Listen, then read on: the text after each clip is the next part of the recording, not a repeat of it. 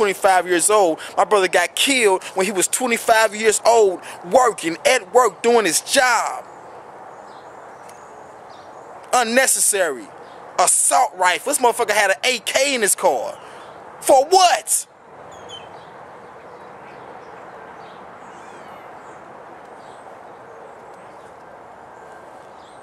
You don't know what ex-cons go through.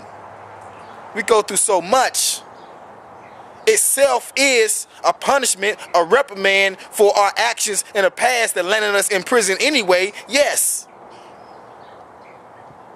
But at the same time, we're still human beings. We still have hearts. We still have flesh. We still cry. We still hurt. We still get old. We still have loves. We still have dreams. We have people we respect. We have a code. A lot of us, you know what I'm saying? A few, I don't know how many. There's some of us that don't want to go back. Real talk. I'm one of them. And I understand what I did in my past. I'm sorry for that. There's no excuses. Motherfucker, I did 12 and a half motherfucking years in prison. I think that's good enough. But anyway, back to the topic. If you had woke up inside of your house or came back to it all of a sudden and seen this right here, that would psychologically fuck you up. That would screw with your head. That would mess you. That would mess with you. That would mess with the mental. That would mess with the mental. I knew it would. Now imagine during the time I did, getting out into this cultural shock was already stressful on the brain. Very stressful on the brain. Right? They say it takes 5 years for a guy to get back used to being in the free world. It's kind of like a soldier when he comes home from the army. You know, he was a regular guy. He had friends. He got a mother. He got a daddy. You know what I'm saying? You know, he got people he loved. He got people. You know, he knew how to show compassion when he left, but when he gets back, you know, his compassion is a little dulled due to the rigors of war. If he had to fight, if he had to kill somebody, if he had to be on constant lookout because his life was in danger, yeah, he's going to get back different.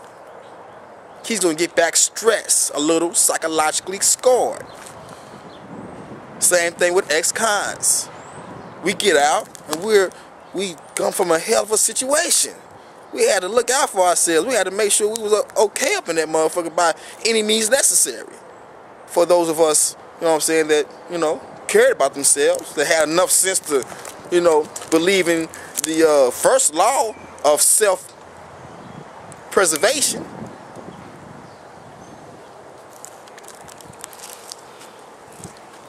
Not only did I have that stress, not only do a lot of us ex-cons have that stress of just getting out into this cultural shock of freedom, of being free, motherfucker, I know.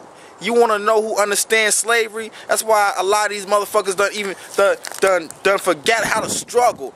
All these rich black folk that ain't never been through anything. The hardest thing they ever been through is birth.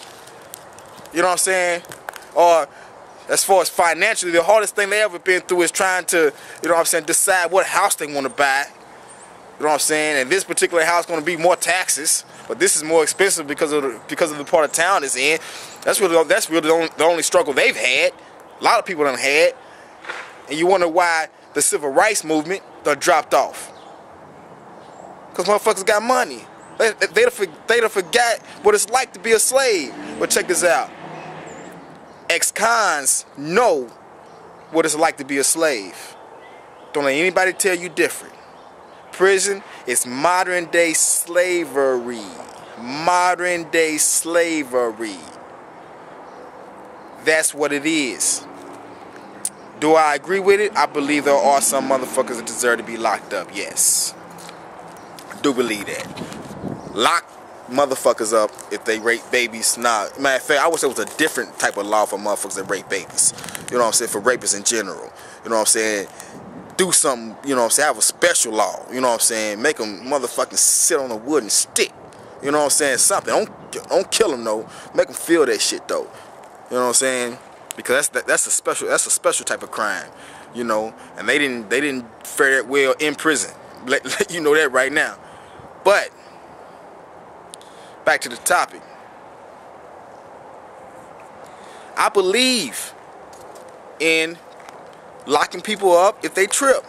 I should have been locked up for the shit I did. Yeah. You know what I'm saying? I'm not that person no more.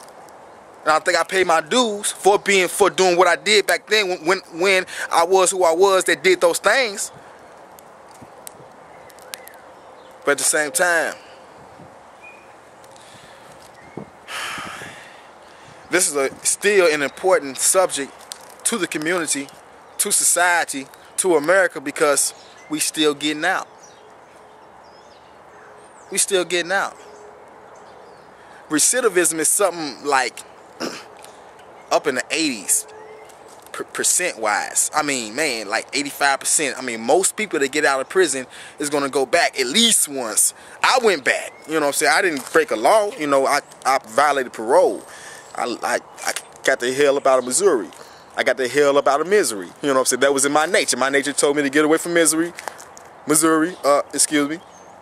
And I got up out of there. But, you know, I paid for that too. Parole violation. They sent me back down for 2 years. You know what I'm saying? I've been out for a year now with that. But anyway, the only thing I'm trying to convey to you, America, is that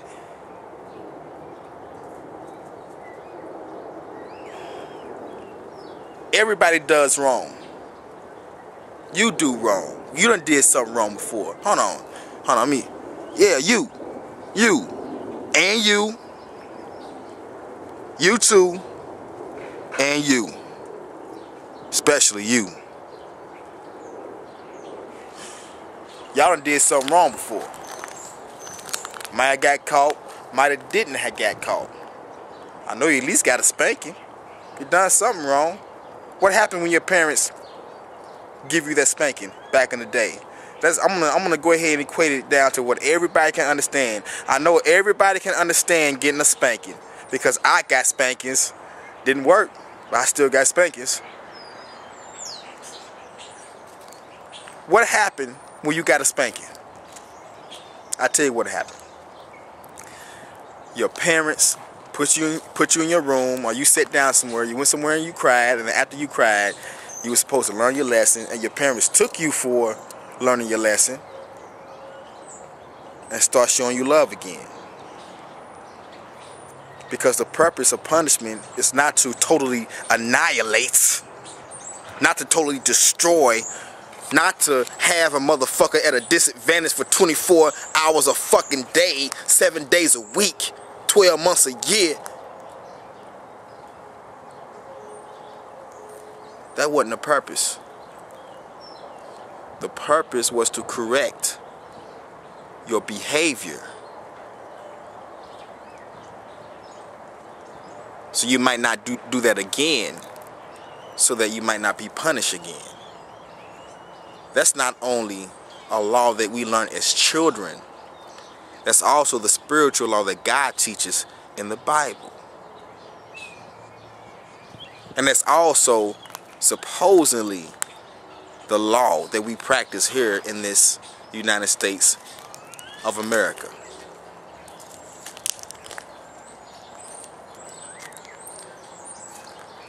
All I'm trying to do is get you to understand, people. All I'm trying to do is get you to understand. We are people too. We love, we hate, and we hurt.